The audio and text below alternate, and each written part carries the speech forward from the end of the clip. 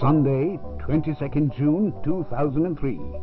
On a 6-day state visit to China, India's Prime Minister Atal Vajpayee reaches Beijing.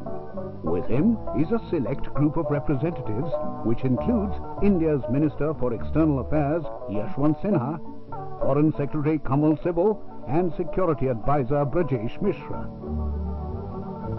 The Indian Prime Minister is welcomed at the airport by China's Vice Foreign Minister Wang Yi, other eminent officials, and India's Ambassador in China, Shiv Shankar Menon.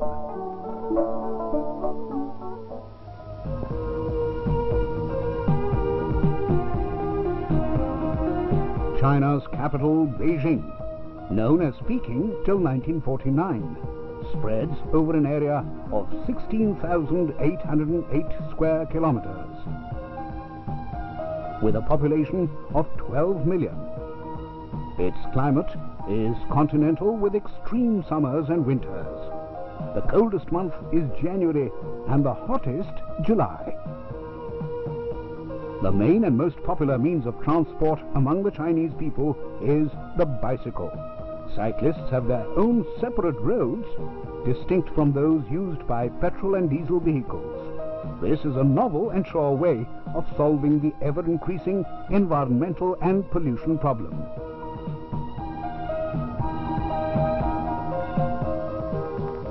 On Monday, 23rd June, arriving at the Great Hall of the People,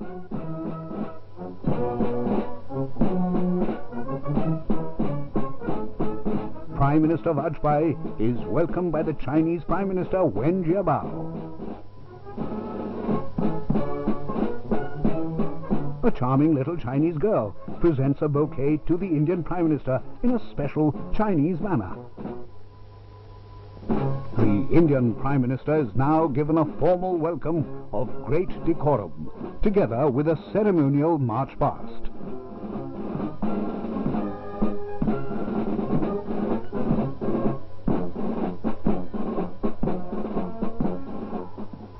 Within the Great Hall of the People is the East Hall, where the representatives of both countries start their first round of talks.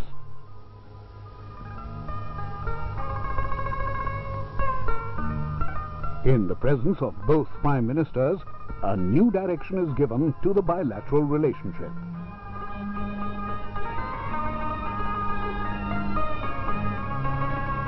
Nine agreements are signed. The signatories on India's behalf are External Affairs Minister Yashwant Sinha, Foreign Secretary Kamal Sibal, and India's Ambassador in China, Shiv Shankar Menon. The objectives of these agreements cover the exchange of science and technology, human resource development, the supply of energy, and some novel ideas regarding cooperation in the cultural field. The agreements should prove beneficial in financial and commercial areas.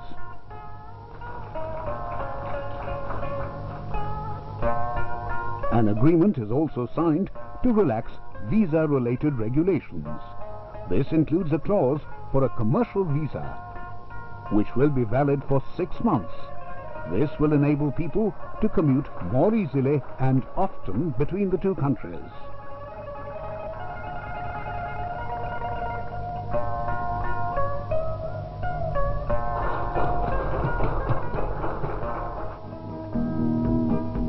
The Indian Prime Minister visits Peking University to inaugurate the Center for Indian Studies.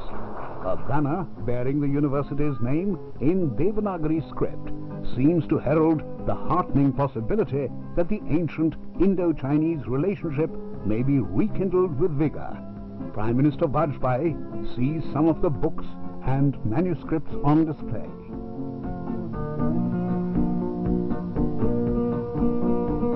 Speaking on the occasion, Shri Vajpayee says, just had the privilege of inaugurating that center and of making symbolical initial donation to its library. My government is prepared to depute 2 faculty members from India to the center. We have pledged to contribute an amount of 1 million rupees annually for the first 5 years towards its running costs. We can fund an annual scholarship at an appropriate institute in India for a student of the center.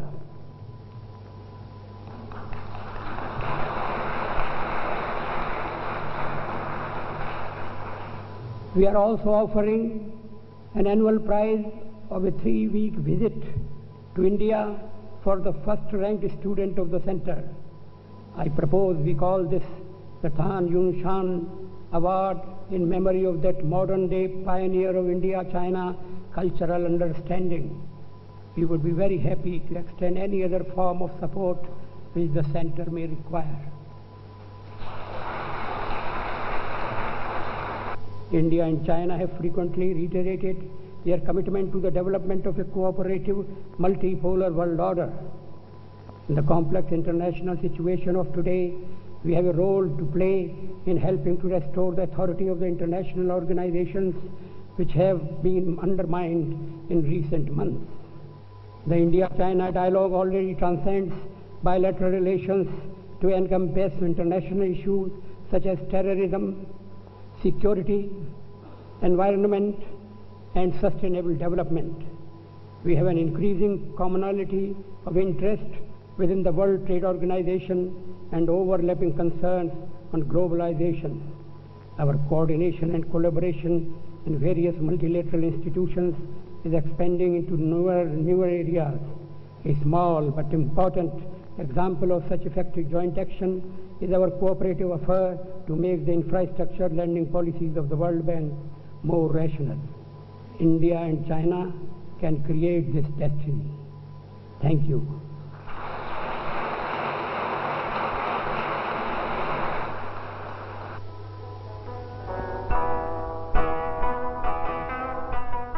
In the Great Hall of the People, the 2 Prime Ministers issue a joint statement. This achieves a new height in economic cooperation between the 2 countries. To facilitate this, economists and bureaucrats of the 2 countries are to form a joint study group. This group will explore new avenues and pinpoint areas for establishing multi-purpose economic contacts. The group will also make comprehensive plans to develop these.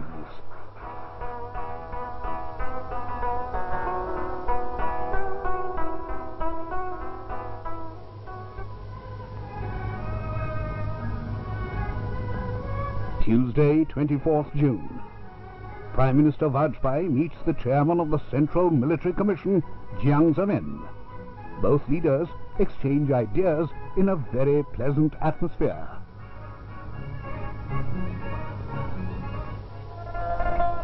Next on the Prime Minister's schedule is a visit to the Forbidden City, which is located exactly in the center of Beijing. This ancient complex houses the royal palaces of the Ming and Qing dynasties. These buildings are now known as the Palace Museums. The complex covers an area of 74 hectares and is the world's largest palace complex. It houses 9,999 buildings. Shri Vajpayee travels through this complex in a battery-operated mini-cart. The Forbidden City used to be the official workplace of Chinese emperors for 5 centuries. The Indian Prime Minister views with great interest this city of vanished rulers, where now thousands of visitors come. In 1987, UNESCO bestowed on the Forbidden City the status of a cultural center of the world.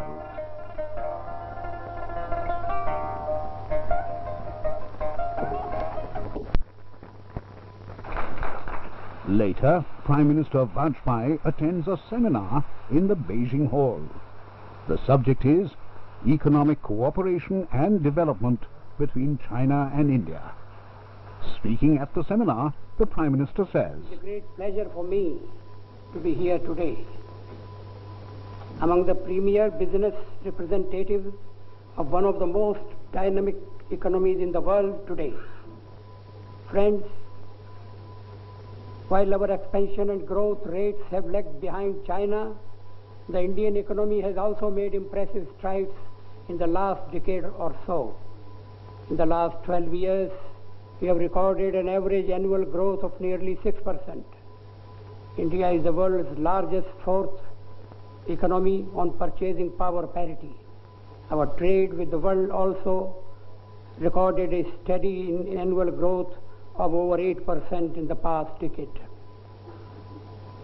We can now say with some certainty that Indian private business and industry has come of age in a rapidly globalizing world. Indian companies are now acquiring brand recognition abroad in cutting-edge areas like information technology, biotechnology, and pharmaceuticals. I would only like to affirm to you that the leadership of our two countries believes in the huge potential of our economic and commercial cooperation. We are committed to create conditions which would facilitate the rapid growth of this cooperation. Thank you.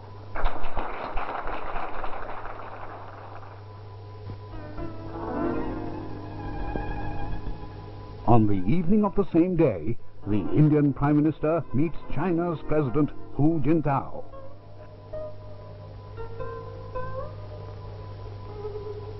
Both the leaders have a round of talks.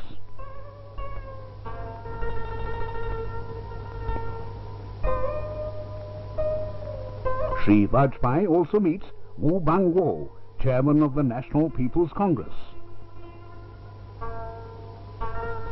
Wednesday, 25th June 2003, the Indian Prime Minister with his entourage is flown in a special aircraft to the ancient Buddhist city of Luoyang. He is welcomed at the airport by the governor of Henan province and the mayor of Luoyang. Luoyang has seen many empires. It has served as the capital for 9 emperors. It is till today the largest city in the province of Henan. It provides a unique blend of the ancient and the modern, with big supermarkets where people of all ages come to buy a great variety of goods. The river Yi, on the southern border of Luoyang, is overlooked by the famous Longmen Caves. These man-made dwellings and places of worship run along a length of 2 kilometers on both banks of the river. Prime Minister Vajpayee makes a tour of the area. These caves have about 100,000 Buddhist carvings and statues dating back to around 493 AD. Shri Vajpayee is fascinated by a 17-meter-high statue of Buddha.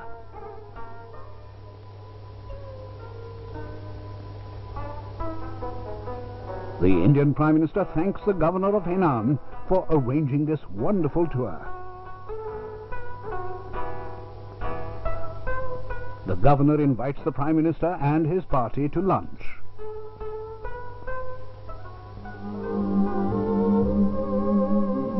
Next, Shri Vajpayee visits the White Horse Temple, situated 12 kilometers to the east of Luoyang. In the year 67 AD, during the rule of the Han Dynasty Emperor Yangping, 2 Buddhist monks from India, riding 2 white horses, brought the first Buddhist books from India to China. In memory of that great event, the temple has been named the White Horse Temple. This was the first batch of Buddhist monks to arrive in China from India. The monastery has quite a few sections, such as the Mahavir section, the 1000 Buddha section, and the Tower of Bell and Drum. Apart from this, there is a 13-storied pagoda, unique in style and size, in the compound of the monastery.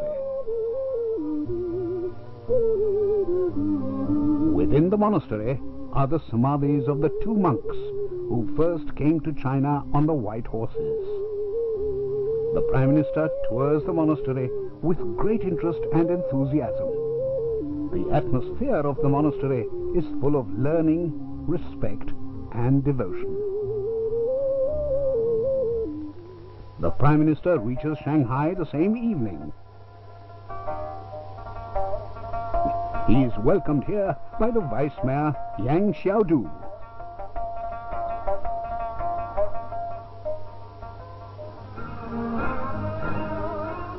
Thursday, 26th June 2003. Shanghai is a place with a history that can be traced back 5,030 years. Today, it's a modern city, renowned as the mirror of China's economic development. Efforts are on to enable Shanghai to reach the very top in the 21st century. It aims to become an internationally acclaimed production and service center. The Oriental Pearl TV Tower is one of the tallest structures in Asia. Its height is 468 meters. 11 television channels use this tower for their transmission. The tower is itself a tourist attraction, since it is undoubtedly an architectural wonder. The Prime Minister has a spellbinding view of Shanghai from the space cabin that is set at a height of 350 meters.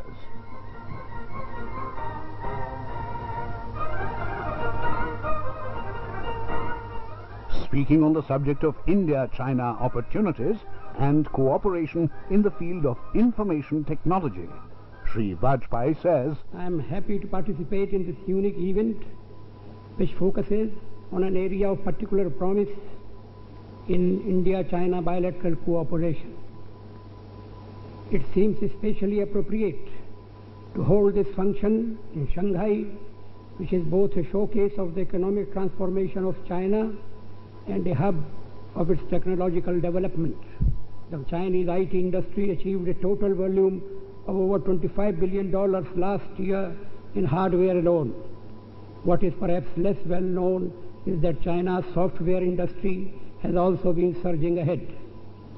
China is the third largest market in the world for personal computers and is expected to be in second position by 2005. By that time, sales of personal computers in the country are expected to reach 80 million. Both our countries face the challenge of a digital divide, from regional imbalances in access to technology. India has launched an ambitious program to ensure IT for all by 2000 with a major national campaign for universalizing IT-based education at all levels of the education pyramid. The two governments can only give policy and infrastructure support to this endeavor. Indian and Chinese businessmen and industry have to take up this challenge.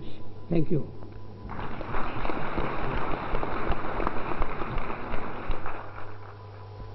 The Indian Prime Minister's visit to China is bound to enhance and improve relations between the two countries.